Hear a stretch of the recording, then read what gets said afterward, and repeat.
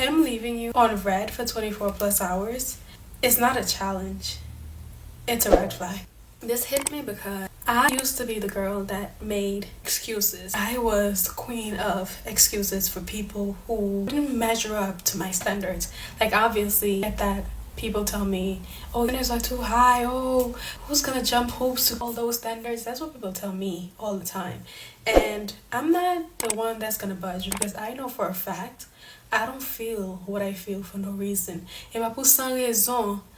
If I value something and it matters to me, my father's gonna make me realize it. I'm gonna realize that I don't care who says it's not achievable. I don't care who says it's not possible. So when people don't meet my standards, the wounded me, I would make excuses. Oh, maybe they're busy. Oh, maybe they're going through some things right now. Maybe life is kicking them in the butt right now. Maybe they're being challenged, or they're having some kind of difficulty at work, or maybe family problems. As plethora of excuses that I would make, because I'm like, okay, that's step number one, the excuses. Step number two is seeing that, oh, you didn't text me back. Let me show you. I'm gonna take it as a challenge now. Let me show you that I can go 2 days without texting you. I remember I texted this guy once, and he took days. Opened the message, left it undelivered, and never responded. And I saw that as a challenge. I'm like, oh, so he's not gonna respond to me. Let me show him that I can match his energy. The reality is, I didn't see that as a challenge. The reality is, I was hurt. And because I'm hurt, now I'm gonna operate from a low level of my actual character. Now I'm playing mind games. I'm entertaining you playing mind games. I take the fact that you not responding immediately, obviously you can't respond immediately, but your phone is in your hands 24/7. Let's be for real. You not responding in an adequate time to me shows me one thing: I'm not a priority, irregardless of whether it's just starting to talk or just a date, whatever the case may be. You know how a person feels about you from the very beginning. If in the very beginning he's not treating you as a priority, he's not responding to your text as soon as he have the time, what makes you think later down the line he's gonna suddenly change and become this master communicator? Like, what makes you think that? You're not up there on the priority list, and that's the key. Secondly, he don't care enough about your feelings for you, if you were to see that he leaves you on red. So he could be posting on his stories, posting on Instagram, posting on Snapchat. He don't care if you see that, because he doesn't value your feelings. And why would you want to be with someone who don't value your feelings? If he's not valuing your feelings in the very beginning of this dating stage, what makes you think later down the line he's gonna change? He's not gonna change. Thirdly, he's just not that interested in you. That should have been number one. He's not that interested. Move on. Don't take it as a challenge. It's a red flag. And he's telling you exactly how he feels without him actually telling you how he feels. You know, back in school when the boy meets girl, boy and girl starts dating, but boy no longer likes girl, and so he starts acting differently towards the girl, start fading out. He starts talking rude to her, but he's not going to break up with her because, hey, maybe later down in the future I may need her. I can't break up with her. I have to keep the door open just enough, just in case, maybe, just maybe I'll need her in the future. Maybe, just maybe, my feelings towards her would change and I would want entry. I would want access back. And if I'm the one to leave, she's not going to grant me that access, because she's going to remember her worth. She's going to say, I'm not going to let a guy treat me any way that he wants and then welcome him back with open arms. So no, I'm not going to be the one to tell her I don't like her. I'm not going to be the one to walk away from this relationship, because later down the line I could be benefiting. And that's the reality of it. You have to love yourself, because there's a lot of people out here who do not have your best interest at heart. They're not going to protect your feelings. They're not thinking, oh, did she eat today? Oh, you know, maybe I should respond. Maybe she really needs somebody to talk to right now. They're not thinking that. You have to put yourself on a pedestal. You have to prioritize your feelings, because if you don't prioritize your feelings, when love actually do come to find you, you won't know how to recognize it. You won't know how to open that door. You will welcome it. You will see it as a threat. You won't even know how to. You won't even have the capacity to handle it.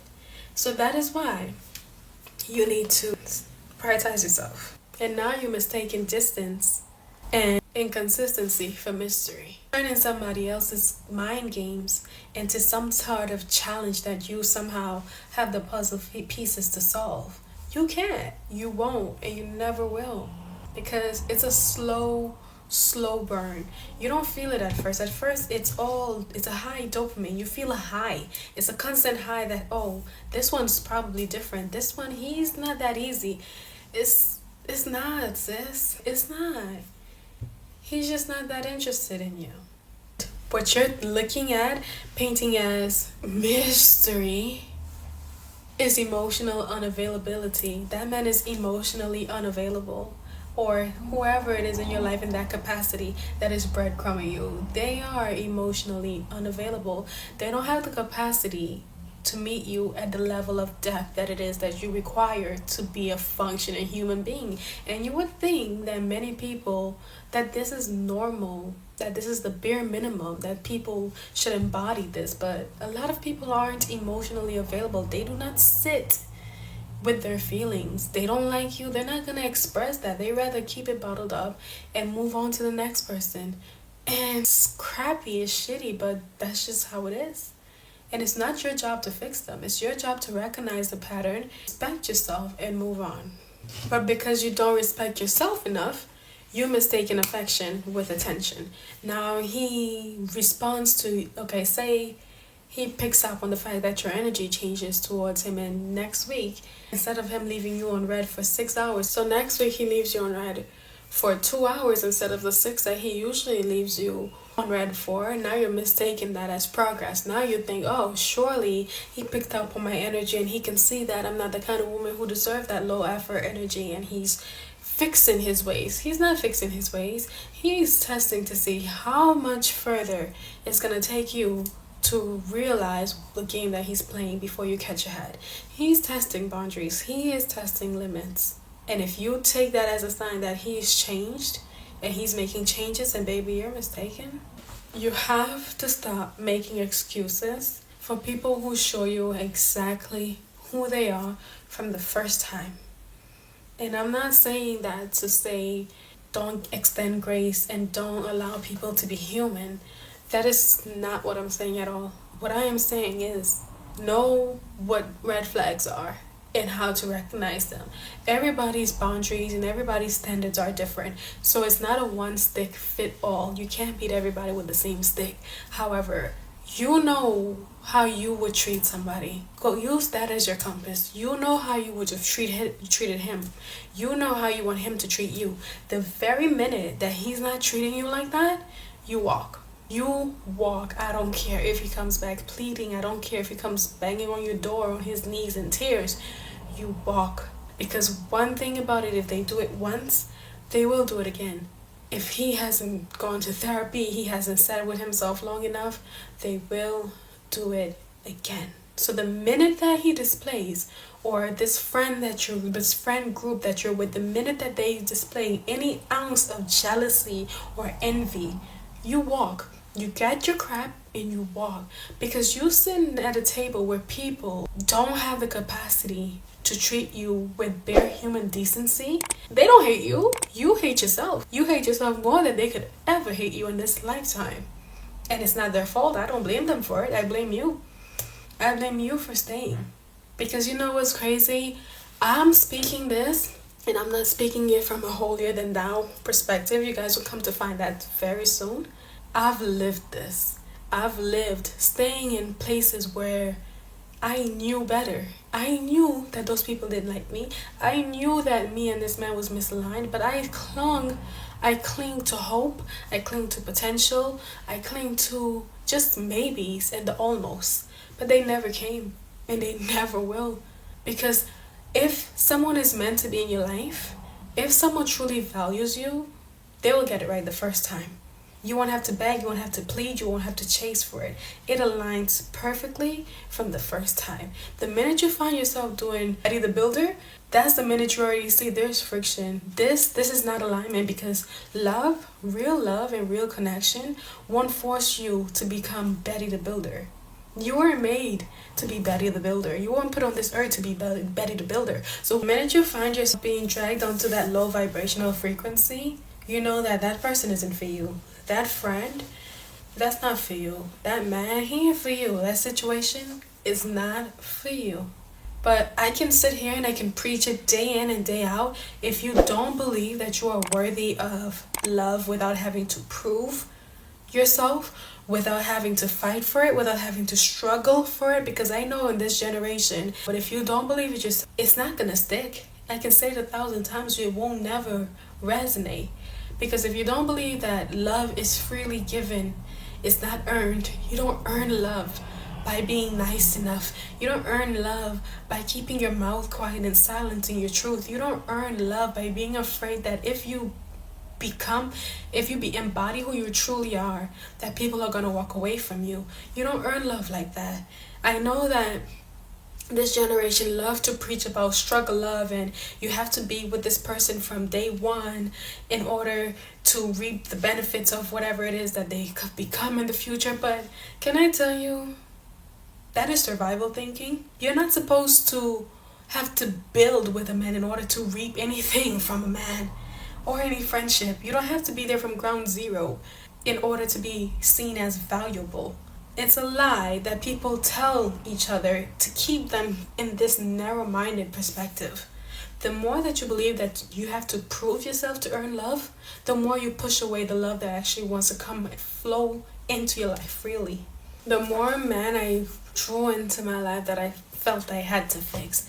And in fixing those men and fixing those people, it kept me stuck. It kept me stagnant. It's almost as if you're swimming in this deep body of water and you're trying to come up for air. But every time you try to come up for air, there's an anchor on your ankles dragging you back down. But it's not even the anchor on your ankles. You're actually willing to go back down. You actually see that there's some kind of reward in that for you. So I'm going to end this message here. If this resonated with you, I want you to know that this is just the beginning. The fact that you sat through and watched this video means that you love yourself enough to allow this information to penetrate your thick skull. Allow this information to penetrate and to resonate with you. And even though you don't fully understand what it is that I'm saying yet, you will. And this space, I will aim to be more consistent, to elaborate more on what it is, the message that I'm trying to get across to you. Obviously, this setting is new to me just as it is new to you. We have to pivot and we have to adjust because, as many of you know, I've posted recently that my camera was stolen from me. 800 to 1,000, less than 1,000, because all the gadgets, all the accessories came up to all that. Okay, and now I have to pivot, and I feel that was just divine interruption for me to stop bleeding myself dry in order to receive the abundance that it is that I want. And if I went through that and I didn't let it harden my heart, I feel like you can do the same thing. You don't have to let these negative and these dusty bumps and dusty friendships taint your heart and make you harden your heart. So just as I have to pivot, we will pivot together and we'll get there. So thank you so much for sticking with me, and I am looking for new ways to deliver the messages to you guys more.